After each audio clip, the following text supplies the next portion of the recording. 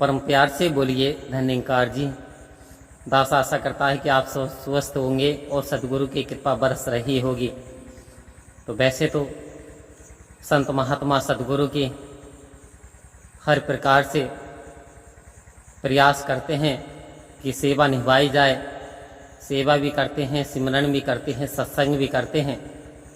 आओ संत महात्माओं, लेकिन कभी कभी ऐसा कर देते हैं जो कि नहीं करना चाहिए।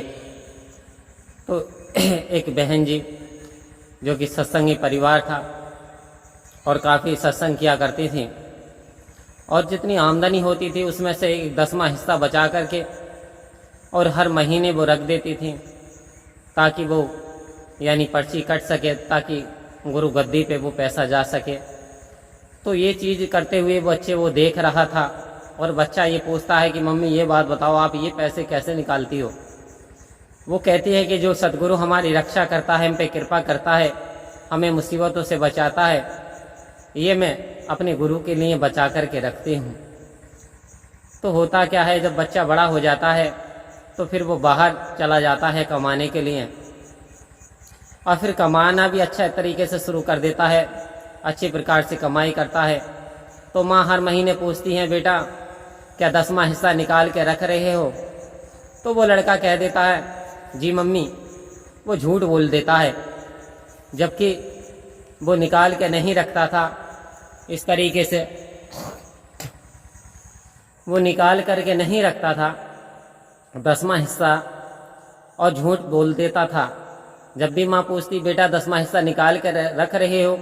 तो वो कह देता था, जी मम्मी। तो इस प्रकार से कुछ समय के बाद समय बीतता गया और वो लड़का बीमार हो जाता है। और जब वो बीमार हो गया तो उसने वो जो सारी पूंजी इकट्ठी की थी वो धीरे धीरे उस पर लग गई। अब डॉक्टरों ने कहा कि सीटी स्कैन कराओ, किसी डॉक्टर ने कहा ईसीजी कराओ। अब सारी क्रियाकलाप जब कराई लेकिन कुछ आ नहीं पा रहा था। डॉक्टर समझ नहीं पा रहे थे कि आखिर बीमारी कौन सी है। तो अब जब वो माँ को बताता है कि मम्मी कमाने के बजाय जितना रुपया इकट्ठा करा था वो सब लग गया, तो माँ कहती है कि बेटा वापस आ जाओ।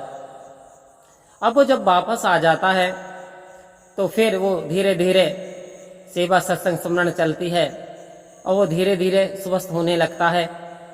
और जब स्वस्थ होने लगता है तो फिर माता कहती है कि बेटा जो भी कमा करके लेके आओ इसमें से 10वां हिस्सा निकाल के रखो।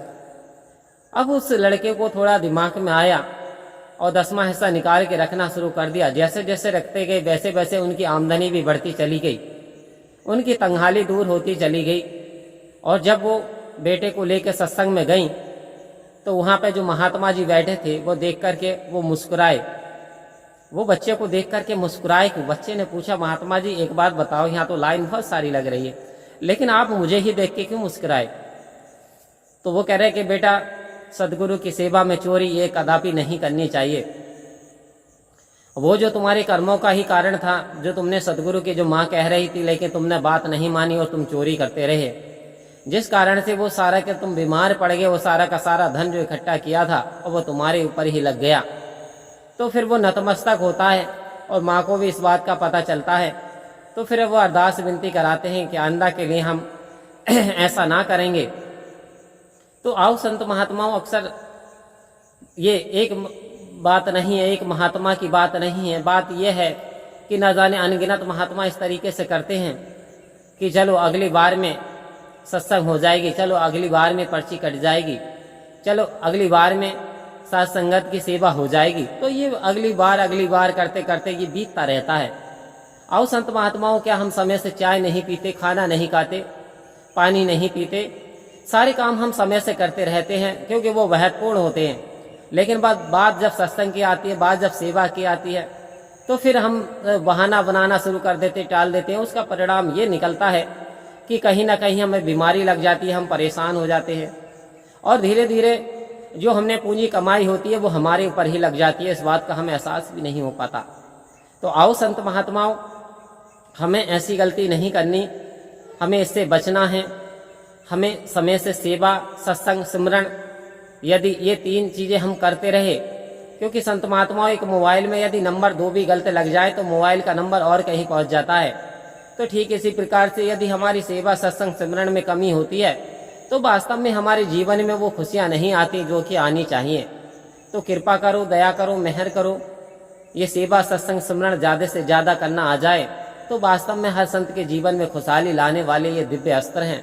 तो आओ संत महात्माओं, यदि वीडियो पसंद आए तो लाइक करें, सब्सक्राइब करें और एक प्यारा सा कमेंट करें, धन्यकार लिखें, जिससे कि दास का मोटिवेशन होता है।